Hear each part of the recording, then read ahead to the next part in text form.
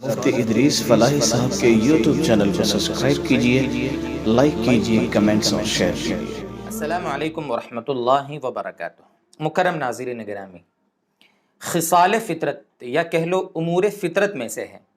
امور فطرت یعنی حدیث پاک میں نبی اکرم صلی اللہ علیہ وسلم نے کچھ چیزیں ایسی شمار کرائی ہیں جو ایک باذوق انسان، ایک سلیم الفطرت انسان، صحیح فطرت والے انسان کو ان چیزوں کو اپنانا چاہیے۔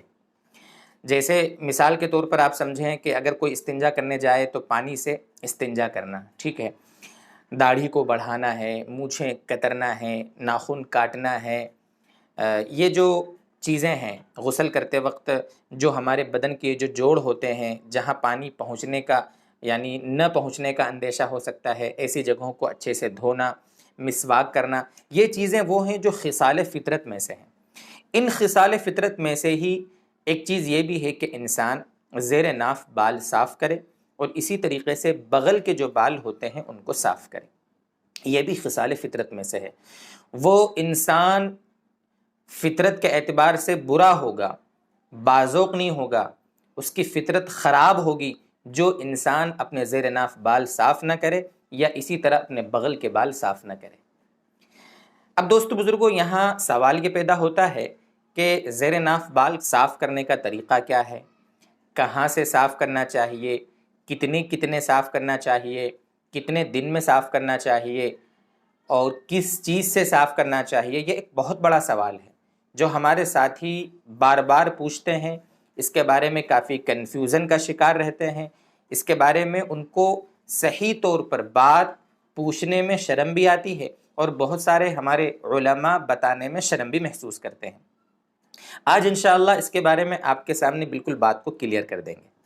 دیکھیے، سب سے پہلی بات تو یہ ہے کہ زیر ناف بال ہوں یا بغل کے بال ہوں، ہر ہفتے ان کو صاف کرنا یہ مستحب ہے۔ پہلی بات، ہر ہفتے صاف کر لیں، مستحب ہے۔ 15 دن میں کر لیں یہ بھی جائز ہے، آپ 3 ہفتے میں کریں یہ بھی جائز ہے۔ اس کی جو لاسٹ لمٹ ہے وہ 40 دن ہے۔ 40 دن کے اندر اندر صاف کر لینا ضروری ہے۔ اگر 40 دن گزر گئے اور زیر ناف بال ہم نے صاف نہیں کیے یا بغل کے بال صاف نہیں کیے تو ایسی صورت میں ہمارا ان بالوں کو اس طرح بڑھانا یہ مکروہ تحریمی ہے۔ دیکھیے، نماز ہو جائے گی، اس طرح بھی اگر نماز پڑھیں گے تو بہت سے لوگ یہ کہتے ہیں کہ نماز ہوگی ہی نہیں، سرے سے فرض ادا ہوگا ہی نہیں، یہ غلط ہے، ایسا نہیں ہے، نماز ہو جاتی ہے۔ البتہ یہ عمل 40 دن تک بالوں کی صفائی نہ کرنا یہ مکروہ تحریمی ہے، حرام کے قریب قریب گنہگار ہوگا انسان، مرد ہو یا عورت، اس کا اہتمام کرے کہ 40 دن سے پہلے پہلے صاف کر لے، پہلی بات۔ دوسری بات، بغل کا مسئلہ تو واضح ہے۔ آپ نئے اگر کسی نوجوان کو بال آ رہے ہیں تو وہ نوچ لے، بالوں کو جڑ سے اکھیڑ لے، لیکن 1-2 مرتبہ اگر اس طرح لگا دیا ہے، بلیڈ لگا دی ہے، تو اب اکھیڑنا یہ بہت مشکل ہوتا ہے، اس لیے بلیڈ سے صاف کر لیں، کوئی حرج نہیں ہے۔ بغل کا تو مسئلہ واضح ہے، بغل کے اندر جو بال بغل کے نیچے جو ہیں ان کو صاف کرنے کا مسئلہ تو کلیئر ہے، وہ تو آپ کو پتہ ہے۔ جو مین مسئلہ ہوتا ہے وہ زیر ناف بالوں کا ہوتا ہے۔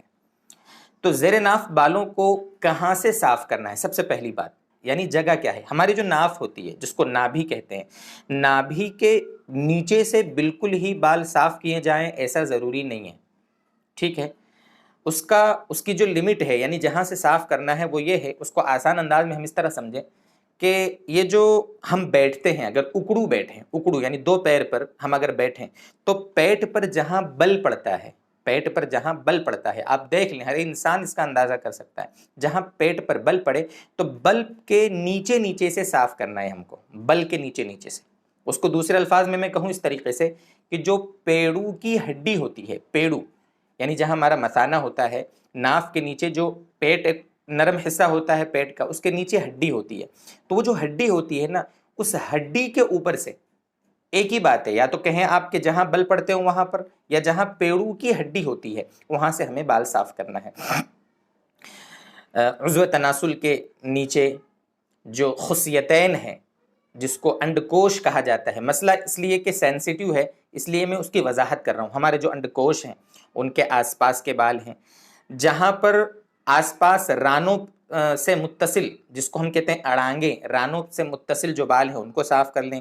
اسی طریقے سے نیچے انڈکوش کے نیچے جہاں پخانے کا مقام ہوتا ہے وہاں بھی بال اگر ہوں تو ان کو بھی صاف کیا جائے۔